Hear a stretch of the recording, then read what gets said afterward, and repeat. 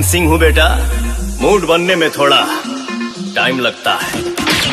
स्वागत बा आप सभी के आज के वीडियो में। तो आज के स्पेशल रिपोर्ट बा भोजपुरी के पावर स्टार पवन सिंह के ओर से।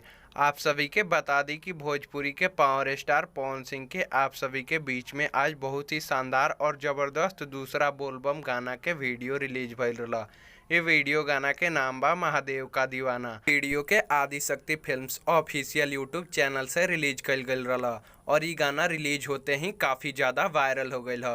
ई गाना के मात्र 3 घंटा में 1 मिलियन व्यू हो गए। खबर के कन्फर्म खुद अखिलेश कश्यप गाना के गीतकार कैले हैं, जौना के स्क्रीनशॉट आप लोग स्क्रीन पर देख सकतनी।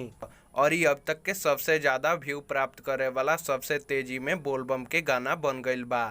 आप सभी के बता दी कि गाना के अब तक 8 घंटा में 1.8 मिलियन व्यूज क्रॉस हो चुकल बा, जौन की अपने आप में ही एगो रिकॉर्ड हो चुकल बा। जौना के मतलब बाटे कि ये गाना के मात्र 8 घंटा में 1.8 मिलियन यानी 18 लाख से ज़्यादा बार देखल जा चुकल बा।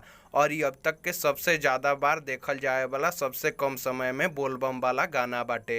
ई गाना पर पवन सिंह के वो डायलॉग खूब ज़्यादा फिट बैठा था, जैमें वो कहले बाड़े पवन सिंह हो बेटा मूड बनने में टाइम लगता है।